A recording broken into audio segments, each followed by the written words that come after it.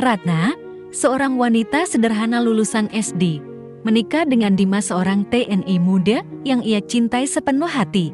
Namun, di hari bahagianya, ia dipermalukan oleh ibu mertuanya, Bu Sulastri, yang merasa Ratna tidak pantas mendampingi anaknya. Di depan para tamu, Bu Sulastri menarik jilbab Ratna dan menghinanya, membuat pesta berubah menjadi momen penuh air mata. Ratna memilih diam, tapi hatinya hancur. Ia tidak pernah menceritakan masa lalunya kepada siapapun bahwa ia sebenarnya adalah anak angkat dari seorang pengusaha besar dan dulu memilih hidup sederhana karena alasan pribadi. 1 bulan setelah pernikahan, keadaan berubah. Ratna kembali ke rumah mertua bukan sebagai menantu yang hina, tapi sebagai sosok yang dihormati dengan kekayaan dan kekuasaan yang mengejutkan semua orang. Momen itu membuat Bu Sulastri menelan harga dirinya, dan Ratna membuktikan bahwa harga manusia tidak diukur dari ijazah atau status. Ratna berdiri di depan cermin, memandangi wajahnya yang dibingkai jilbab putih sederhana. Baju pengantinnya tidak mewah, hanya kebaya brokat putih yang disewa dari penjahit kampung. Tapi baginya, hari ini adalah hari paling membahagiakan dalam hidup. Tangannya gemetar ketika merapikan bros kecil di dadanya. Cantik, Duk, cantik sekali, ucap ibunya, menatap dengan mata berkaca-kaca. Ratna tersenyum, mencoba mengalihkan rasa gugup. Ibu, jangan nangis, nanti aku ikut nangis. Suara musik dangdut pelan dari pelaminan terdengar sampai ke kamar kecil itu. Di luar sana, para tamu mulai berdatangan. Aroma masakan dari dapur, sayur lodeh, ayam goreng, dan sambal terasi menggoda hidung, menambah suasana hangat. Hari ini Ratna akan resmi menjadi istri Dimas, seorang anggota TNI yang ia kenal setahun lalu. Dimas bukan hanya lelaki yang baik, tapi juga sabar dan perhati-hatian. Ratna merasa beruntung, apalagi Dimas tidak pernah mempermasalahkan pendidikannya yang hanya sampai SD. Namun, di sudut hati Ratna, ada sedikit rasa takut. Sejak awal, ia tahu ibu Dimas, Bu Sulastri, tidak menyukainya. Pesta berlangsung meriah. Tanda biru putih membentang di halaman, kursi-kursi penuh tamu, dan suara Cuy yang sesekali bercanda membuat orang tertawa. Ratna duduk di pelaminan, tangannya digenggam erat oleh Dimas. Ia berusaha ramah, membalas senyum semua tamu yang datang memberi ucapan selamat. Sesekali, matanya menangkap sosok Bu Sulastri yang duduk di kursi tamu VIP, menatapnya dari ujung kepala hingga kaki dengan tatapan yang sulit diartikan. Capek, bisik Dimas. Sedikit, jawab Ratna pelan. Tapi aku senang. Dimas tersenyum, mengusap punggung tangannya. Sabar sebentar lagi, ya. Ratna mengangguk. Sesi foto keluarga dimulai. Satu persatu anggota keluarga naik ke pelaminan, berdiri di samping pengantin. Saat giliran keluarga Dimas, Bu Sulastri berjalan menuju pelaminan. Langkahnya cepat, matanya tertuju pada Ratna. Tanpa peringatan, di hadapan tamu-tamu yang masih menunggu giliran berfoto, Bu Sulastri tiba-tiba meraih jilbab Ratna dan menariknya ke belakang. Ratna terperanjat, Bu. Beberapa tamu langsung bersuara, "Astagfirullah, Bu." Dan ya Allah, kenapa ini? Lihat ini. Suara Bu Sulastri lantang, "Perempuan seperti ini tidak pantas jadi istri anak saya. Cuma lulusan SD. Mau kasih makan anak saya pakai apa?" Hah? Suasana yang tadinya ramai mendadak hening. Semua mata tertuju pada Ratna yang kini duduk terpaku, wajahnya memerah. Air mata mulai membasahi pipi. Dimas langsung berdiri, memegang lengan ibunya. "Ibu, cukup. Ini memalukan." Memalukan memang. Kau itu anggota TNI, Dimas. Masa istrimu orang kampung yang gak punya pendidikan? Suara Bu Sulastri pecah, penuh amarah. Ratna menunduk. Dunia seakan berhenti. Ia bisa merasakan tatapan kasihan, tatapan heran, bahkan tatapan meremehkan dari para tamu. Kakinya gemetar, tangannya dingin. "Ibu." Suara Dimas meninggi. "Kalau ibu mau marah, jangan di sini. Tolong hormati istri saya." Namun Bu Sulastri hanya mendengus lalu turun dari pelaminan dengan langkah cepat, meninggalkan suasana yang membeku. Setelah kejadian itu, sesi foto dilanjutkan dengan canggung. Ratna tersenyum kaku di setiap jepretan kamera, meskipun hatinya terasa hancur berkeping-keping. Ketika acara usai, Ratna kembali ke kamar, melepas jilbabnya dengan tangan bergetar. Ibunya masuk, langsung memeluknya erat. "Maaf, Dut. Ibu nggak nyangka akan begini." Suara ibunya parau. Ratna menggeleng pelan. "Nggak apa-apa, Bu. Mungkin aku memang nggak pantas." Air mata Ratna tumpah deras.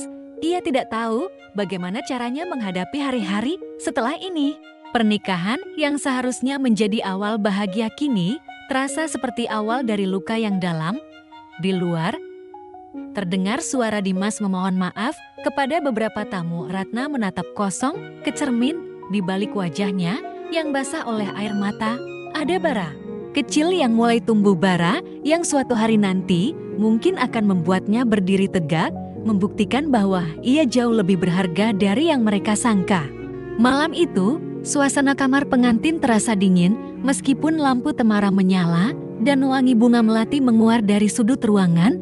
Ratna duduk di tepi ranjang, masih mengenakan kebaya putihnya. Riasannya sudah sedikit pudar karena air mata siang. Tadi, Dimas masuk setelah memastikan tamu-tamu terakhir pulang. Wajahnya terlihat lelah, bukan hanya karena acara seharian, tapi juga karena beban pikiran yang jelas menghantui.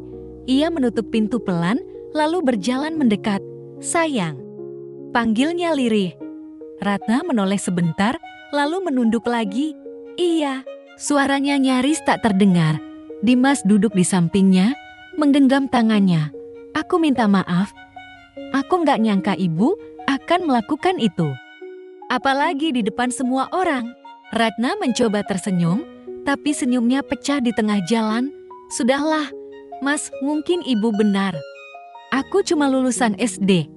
Aku nggak pantas, jangan ngomong gitu." Potong Dimas cepat, matanya menatap Ratna dengan serius. "Pendidikan itu bukan segalanya. Nah, aku nikah sama kamu bukan karena ijazah, tapi karena hati kamu." Ratna menarik napas panjang, menahan isak yang ingin keluar. "Tapi semua orang lihat, Mas. Semua orang tahu sekarang. Mereka pasti mikir aku perempuan gak berguna." Dimas menghela napas. Ia menarik Ratna ke dalam pelukannya. "Kalau mereka gak kenal kamu, biar saja mereka bicara. Yang penting, aku tahu siapa kamu." Ratna terdiam di pelukan Dimas. Kata-kata itu memang menenangkan, tapi rasa sakit yang ia rasakan belum berkurang sedikit pun. Malam pertama mereka tidak berjalan seperti yang diimpikan Ratna. Tidak ada kanda manis atau tawa ringan. Hanya ada dua orang yang sama-sama terluka, mencoba saling menguatkan. Setelah berganti baju tidur, Ratna berbaring menghadap dinding. Dimas mematikan lampu, lalu ikut berbaring di belakangnya. Tangannya terulur, memeluk Ratna dari belakang. "Maaf ya, sayang," bisik Dimas di telinganya. Ratna menutup mata. "Iya, Mas." Tapi di dalam hatinya, Ratna bertanya-tanya seberapa lama ia bisa bertahan di keluarga ini. Jika di hari pertama saja ia sudah dipermalukan, bagaimana dengan hari-hari berikutnya? Pagi harinya, Ratna bangun lebih dulu. Ia duduk di ranjang, memandangi cahaya matahari yang masuk dari celah gorden. Perasaannya masih berat. Dimas yang masih setengah sadar bertanya, "Mau sarapan bareng ibu?" Ratna menggeleng. "Nanti saja, aku belum lapar." Sebenarnya, ia takut bertemu Bu Sulastri lagi. Takut mendengar kata-kata yang akan semakin melukai hatinya. Namun, seperti yang ia duga, ketika ia akhirnya keluar kamar, Bu Sulastri duduk di meja makan dengan tatapan datar. "Pagi, Bu," sapa Ratna pelan. Bu Sulastri hanya menatap sekilas, lalu berkata, "Kalau mau jadi istri TNI, harus bisa bawa diri. Jangan bikin malu keluarga." Ratna menelan ludah, menahan perih di dadanya. Ia ingin menjawab, tapi memilih diam. Hari-hari setelahnya, suasana semakin berat. Dimas mulai sibuk dengan tugasnya dan Ratna lebih banyak menghabiskan waktu di rumah.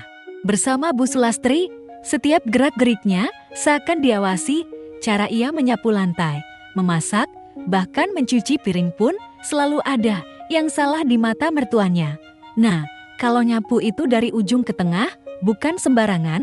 Kamu nggak diajarin waktu kecil, tegur Bu Sulastri suatu pagi. Ratna hanya mengangguk. Iya, Bu.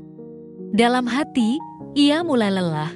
Lelah merasa tidak pernah cukup, lelah menahan kata-kata yang seharusnya bisa membela dirinya. Malam itu, saat Dimas pulang sebentar dari tugas, Ratna mencoba bercerita, "Mas, aku capek." Suaranya bergetar. Dimas menatapnya, khawatir. "Capek? Kenapa? Ada yang ibu bilang lagi?" Ratna mengangguk pelan. "Aku nggak tahu harus gimana. Aku nggak mau bikin kamu di posisi sulit, tapi aku juga nggak kuat kalau terus-terusan begini." Dimas menghela napas berat. "Sabar ya. Nah, aku janji. Nanti, kalau tugasku selesai, kita akan cari rumah sendiri. Aku nggak mau kamu sakit hati terus." Ratna mengangguk, walau hatinya ragu, ia ingin percaya pada janji itu. Tapi entah kenapa, ia merasa badai yang lebih besar masih menunggunya di depan. Di balik semua kesedihannya, ada rahasia yang belum ia ceritakan pada siapapun, bahkan pada Dimas. Rahasia yang suatu hari nanti akan mengubah segalanya. Seminggu setelah pernikahan, Dimas kembali bertugas keluar kota. Kepergiannya membuat Ratna harus tinggal sendirian bersama Bu Sulastri di rumah besar itu.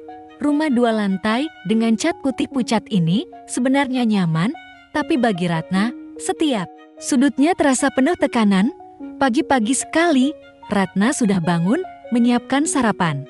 Ia mencoba membuat sayur asam dan tempe goreng kesukaan Dimas, berharap bisa mengambil hati mertuanya.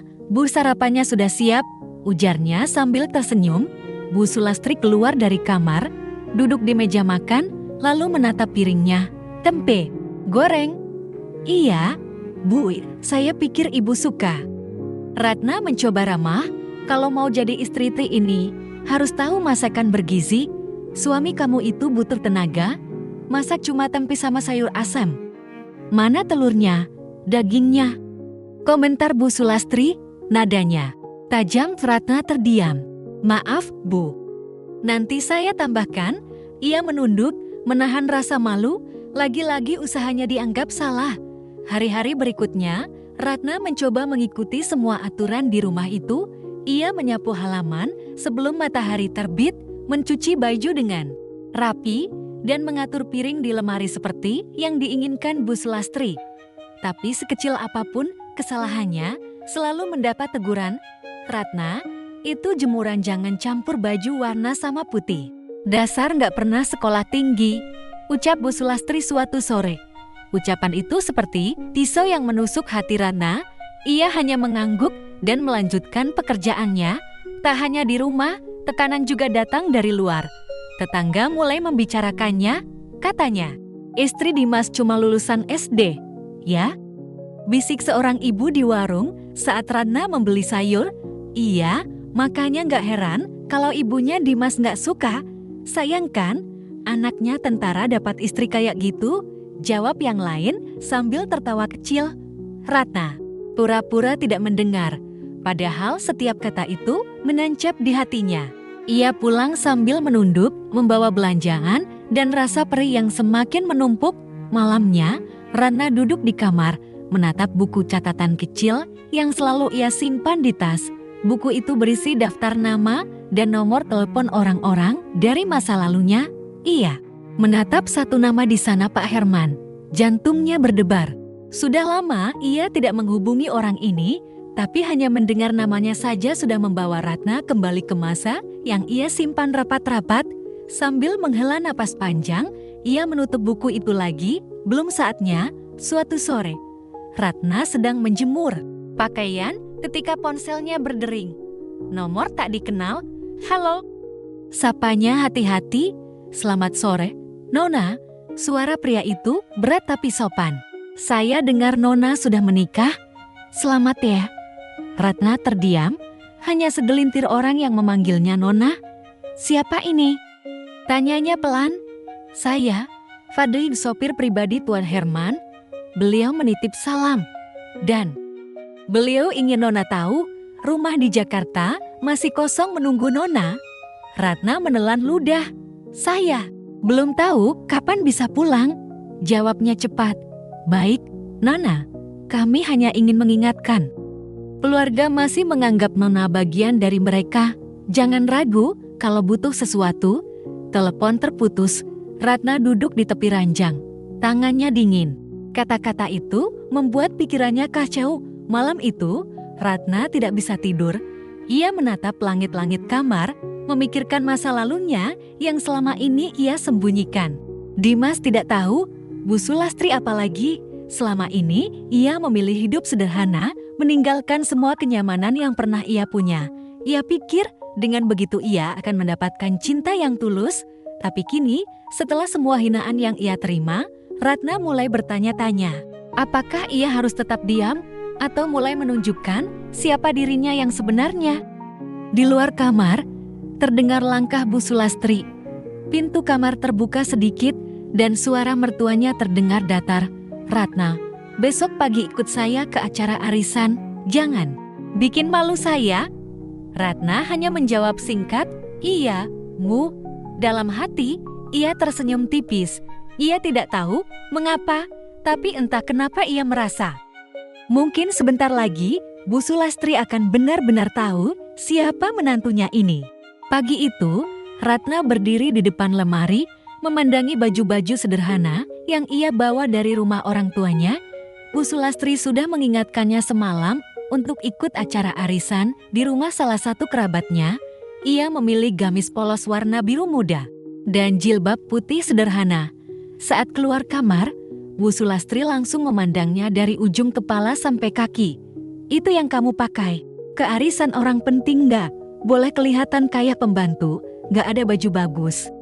Ratna menelan ludah.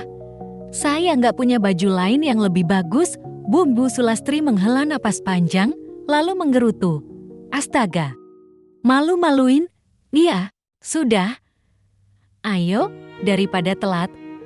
Acara arisan diadakan di rumah besar, bergaya modern, halaman luas, mobil-mobil mewah berjajar. Ratna berjalan di belakang Bu Sulastri, menunduk, merasa kecil di tengah kerumunan ibu-ibu, bergaun mahal, dan perhiasan berkilau. Begitu masuk, beberapa orang langsung menghampiri Bu Sulastri. Wah, ini calon istri anak tentara yang kemarin nikah ya? Tanya salah satu ibu sambil melirik Ratna. Bukan calon, Bu. Sudah sah, sayangnya, ya begitulah. Jawab Bu Sulastri sambil tersenyum tipis, nada suaranya mengandung sindiran. Ratna pura-pura tidak mendengar, tapi dadanya terasa sesak. Acara berjalan, tapi Ratna hanya duduk diam di sudut ruangan, memegang gelas teh yang sudah dingin. Ia tidak mengerti topik obrolan para ibu-ibu itu yang membicarakan tas branded, liburan ke luar negeri, dan bisnis besar. Tiba-tiba, salah satu tamu menoleh padanya. Ratna, ya? Katanya cuma lulusan SD, benar? Ratna membeku, belum sempat menjawab. Bu Sulastri sudah memotong, iya, benar. Makanya saya kaget Dimas bisa jatuh hati sama dia. Iya, kita nggak bisa pilih jodoh anak, kan? Kalau sudah cinta, mau gimana lagi? Seisi ruangan terdengar tawa kecil. Pipi Ratna panas. Ia menunduk, memandangi gelas di tangannya, berharap lantai di bawahnya terbuka dan menelannya saat itu juga. Setelah acara selesai, di perjalanan pulang, Ratna hanya diam. Mobil melaju pelan di jalan desa, suara mesin bercampur dengan suara radio yang diputar lirih. Kamu jangan baper, saya cuma ngomong apa adanya, ucap Bu Sulastri tanpa menoleh. Ratna menggenggam ujung jilbabnya erat-erat. Bu, saya sudah berusaha hormat sama ibu, tapi kalau ibu terus merendahkan saya di depan orang, sampai kapan saya bisa tahan? Bu Sulastri meliriknya dengan tatapan sinis. Kalau nggak tahan, ya pulang saja ke rumah orang tuamu. Anak saya nggak kekurangan perempuan yang mau sama dia. Kata-kata itu seperti palu godam yang menghantam hati Ratna. Ia menoleh keluar jendela, menahan air mata. Malam itu, Ratna duduk di teras sendirian. Angin malam menerpa wajahnya, membawa bau tanah basah. Dari kebun belakang, pikirannya melayang ke masa lalu. Dulu, ia pernah duduk di teras seperti ini, tapi di rumah yang jauh lebih besar, dengan halaman yang dipenuhi lampu taman dan suara air mancur. Ia ingat tawa hangat Papa Herman, lelaki yang mengangkatnya sebagai anak dan membesarkannya layaknya darah daging sendiri. Ia ingat kalimat yang selalu diucapkan Papa Herman, "Nah, jangan pernah biarkan orang meremehkan kamu." Tapi kalau bisa, balas dengan cara yang anggun. Ratna menarik napas panjang. Ia merasa sudah terlalu lama diam, ponselnya berdering. Nomor yang sama seperti beberapa hari lalu. Ia ragu sejenak, lalu menjawab, "Halo, Nona," suara Fadli terdengar. "Lagi Tuan Herman menunggu kabar dari Nona. Kalau Nona mau, kami bisa jemput kapan saja."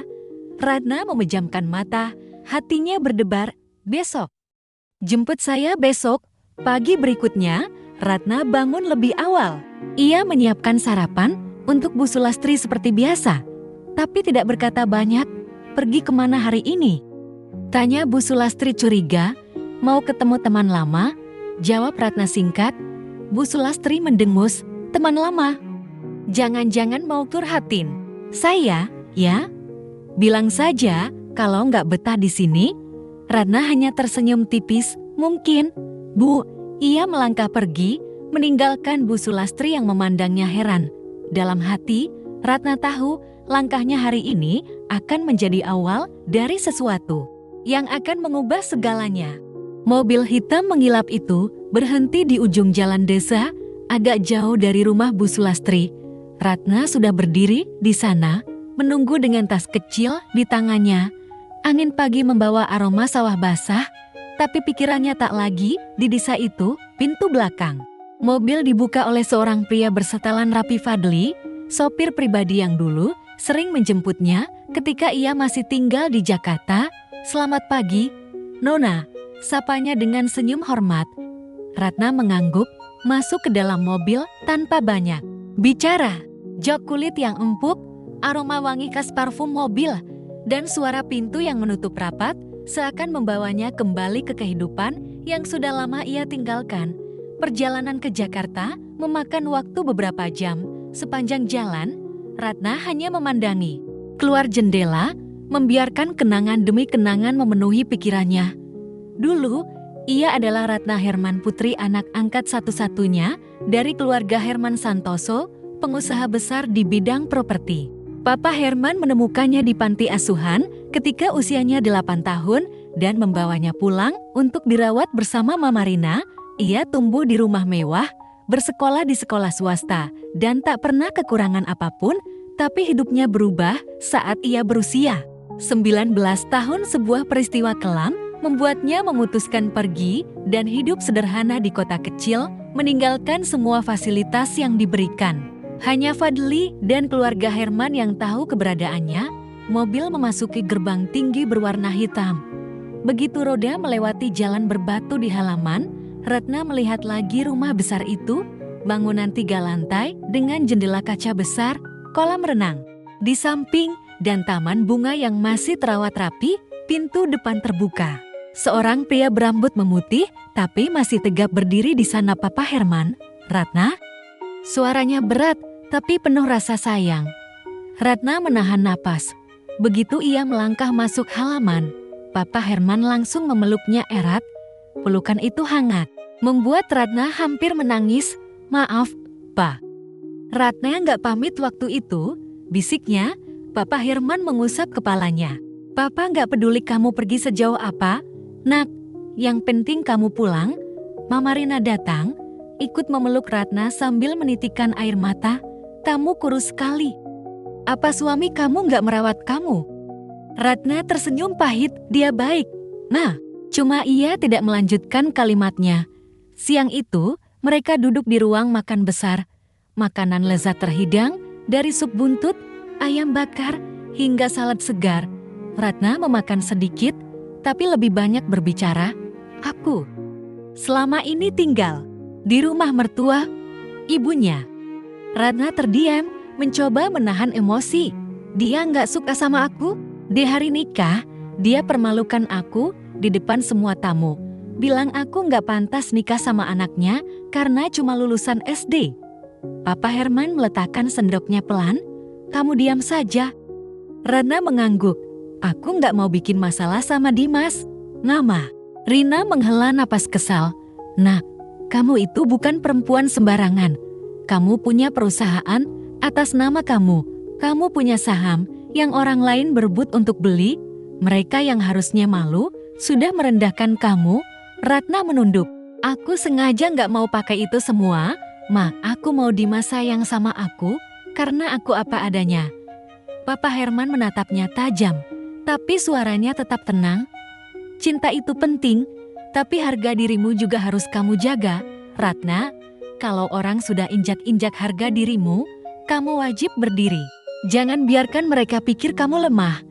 Ratna terdiam lama. Kata-kata itu seperti mengetuk hatinya yang sudah lama ia kunci. Sore harinya, Ratna berjalan ke balkon kamar lamanya. Dari sana, ia melihat matahari mulai turun di balik gedung-gedung. Tinggi Fadli masuk membawa sebuah kotak hitam. Tuan Herman minta saya serahkan ini pada Nona. Ratna membukanya. Di dalamnya ada kunci mobil, sebuah kartu hitam unlimited, dan map berisi dokumen kepemilikan rumah mewah di kawasan Alit. Kalau Nona sudah siap, kata Fadli, kami akan mengatur semuanya untuk kunjungan ke rumah mertua. Ratna menatap. Barang-barang itu lama. Tangannya sedikit gemetar. Entah bagaimana, untuk pertama kalinya sejak menikah, ia merasakan sesuatu yang mirip dengan percaya diri. Bukan karena harta yang ia miliki, tapi karena ia sadar. Ia tidak sendirian. Mungkin ini waktunya membuat Bu Sulastri tahu siapa sebenarnya Ratna yang sudah ia hina. Malam itu, Ratna duduk di ruang kerja Papa Herman. Ruangan luas dengan rak buku tinggi dan aroma kayu jati itu terasa hangat, tapi pikirannya sedang berkecamuk. Papa Herman duduk di kursi kerjanya, menatap Ratna sambil menaupkan jemari. Jadi, kamu mau kembali ke rumah mertua? Ratna mengangguk pelan. Aku mau, Pan, tapi kali ini. Bukan sebagai Ratna yang mereka hina. Papa Herman tersenyum samar. Bagus, tapi ingat, kita balas bukan untuk menyakiti, tapi untuk memberi pelajaran. Mama Rina yang duduk di sofa ikut menimpali. Biar mereka tahu, Nak, jangan menilai orang hanya dari penampilan atau ijazah. Ratna menatap keduanya. Aku nggak akan kasar. Ma, aku cuma mau berdiri di depan mereka, menunjukkan siapa aku sebenarnya. Keesokan harinya, persiapan dimulai. Fadli mengatur semua mobil mewah, pengawal pribadi, bahkan pakaian yang akan Ratna kenakan. Sore itu, Ratna berdiri di depan cermin, mengenakan gamis hitam elegan dengan bordiran emas di pinggir lengan. Jilbabnya terbuat dari bahan satin yang jatuh lembut, dipadukan bros perak yang berkilau. Di pergelangan tangannya, gelang emas tipis melingkar, sederhana tapi jelas mahal. Aduh, Nona cantik sekali. Puji Mb Akasari, asisten rumah tangga lama keluarga Herman. Bu Sulastri pasti kaget setengah mati. Ratna tersenyum tipis. Itu memang rencananya. Bakul mobil hitam panjang itu melaju meninggalkan rumah keluarga Herman. 2 mobil SUV hitam mengikuti di belakang, masing-masing berisi bodyguard bersetelan rapi. Sepanjang perjalanan, Ratna hanya diam, memandangi jalanan. Jantungnya berdegup cepat, bukan karena takut, tapi karena membayangkan ekspresi wajah Bu Sulastri nanti. Rumah Bu Sulastri tampak sepi sore itu.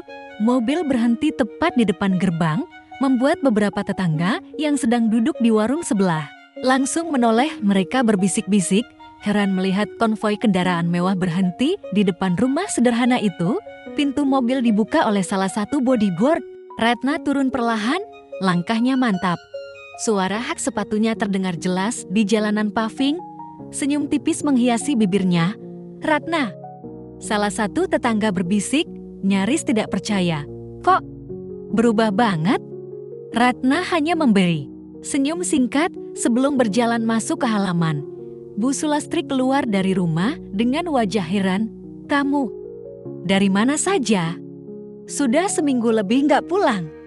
Ratna berdiri tegak di hadapannya. Saya dari rumah orang tua saya, Bumbu. Sulastri mendengus. Orang tua kamu? Di kampung mana? Saya tanya Dimas, dia juga ndak tahu.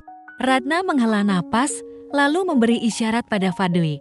Sopir itu maju, menyerahkan sebuah map berwarna hitam kepada Ratna. Ratna membuka map itu, menaruhnya di meja teras. Di dalamnya terlihat sertifikat rumah mewah, dokumen perusahaan, dan foto. Dirinya bersama Papa Herman dalam sebuah acara bisnis besar. Bu Sulastri memandang dokumen itu. Wajahnya mulai pucat. Ini apa? Ratna menatapnya dengan mata tenang tapi tajam. Ini identitas saya, Bu. Nama lengkap saya Ratna Herman Putri. Saya anak angkat dari Herman Santoso. Mungkin Ibu tahu, beliau pengusaha properti yang punya belasan proyek di Jakarta. Tetangga-tetangga yang mulai berkumpul di depan pagar saling berbisik, matanya membelalak. Bu Sulastri terdiam, mulutnya terbuka tapi tak ada kata keluar. Ratna melanjutkan, suaranya tetap halus. Saya diam selama ini karena menghormati Ibu. Saya pikir saya akan diterima sebagai menantu apa adanya. Tapi Ibu mengajarkan saya satu hal. Kalau harga diri dijatuhkan, saya harus berdiri. Udara terasa berat. Bahkan suara burung sor itu pun seolah berhenti. Bu Sulastri mencoba tersenyum, tapi jelas gugup. Ibu, nggak tahu, Ibu pikir kamu rata. Memotong, itu dia masalahnya. Ibu terlalu cepat menilai, lalu ia menoleh sebentar ke arah para tetangga. Saya harap ini jadi pelajaran untuk kita semua. Jangan pernah mengukur nilai orang dari pendidikannya saja atau dari baju yang dia pakai. Tanpa menunggu jawaban, Ratna melangkah kembali ke mobilnya. Pintu ditutup perlahan dan konvoi mobil mewah itu bergerak meninggalkan rumah Bu Sulastri yang kini berdiri kaku di teras.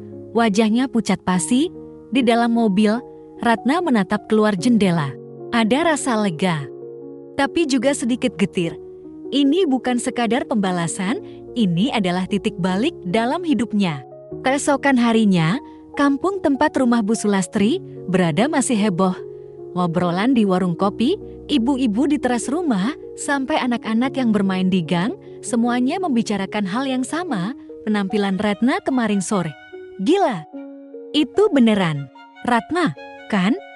Bisik seorang bapak di warung. Iya. Dulu waktu nikahan aja bajunya biasa, sekarang kayak nyonya besar. Sahut yang lain, aku aja sampai gemetar lihat mobilnya lewat.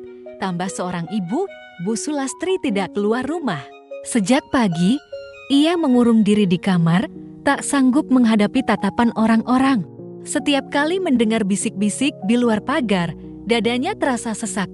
Dimas, yang sedang bertugas di markas TNI kota sebelah, menerima telepon dari tetangganya, Mas Dimas. Istrinya datang kemarin.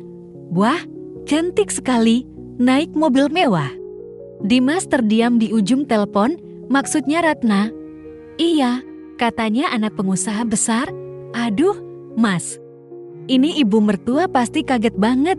Telepon ditutup, tapi pikiran Dimas tidak tenang. Dia langsung mengajukan izin pulang lebih cepat. Sore itu, Dimas sampai di rumah.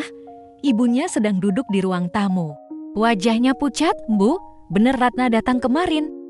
Tanya Dimas. Bu Sulastri hanya mengangguk pelan. Iya, dan Ibu. Ibu salah. Masa suaranya bergetar, matanya memerah. Ibu kira dia cuma gadis kampung biasa ternyata. Dimas menghela napas panjang. Bu, saya sudah bilang, jangan pernah menilai orang cuma dari luarnya. Bu Sulastri menunduk, ada penyesalan yang jelas terpampang di wajahnya. Tapi, luka yang ia buat di hati Ratna mungkin sudah terlalu dalam untuk dihapus hanya dengan kata maaf. Malamnya, Dimas memutuskan menghubungi Ratna. Assalamualaikum. Waalaikumsalam. Suara Ratna terdengar datar. Ratna, aku mau ketemu kamu. Kita bicara. Ya. Bicara tentang apa, Mas? Semua. Tentang kita, tentang Ibu. Ratna terdiam sebentar. Baiklah, besok sore aku datang. Tapi aku nggak sendirian. Dimas mengernyit. Tak paham maksudnya, keesokan harinya, Ratna tiba di rumah Bu Sulastri lagi. Kali ini tanpa konvoi, hanya satu mobil mewah. Namun, penampilannya tetap anggun, sederhana, tapi elegan. Dimas sudah menunggu di ruang tamu bersama ibunya. Begitu Ratna masuk, Bu Sulastri berdiri, mencoba tersenyum. "Ratna, Ibu." Suaranya tercekat. "Ibu minta maaf. Ibu, salah besar kemarin di hari pernikahan itu." Ratna menatapnya lama. "Saya terima permintaan maaf Ibu, tapi luka yang Ibu buat nggak akan hilang begitu saja." Air mata mulai menetes di pipi Bu Sulastri. "Ibu menyesal, Nak." Ratna menarik napas, lalu duduk. "Saya nggak mau balas dendam, Bu. Saya cuma ingin Ibu tahu, pendidikan itu penting, tapi bukan satu-satunya ukuran nilai manusia. Dan saya ingin Ibu menghargai setiap orang, apapun latar belakangnya."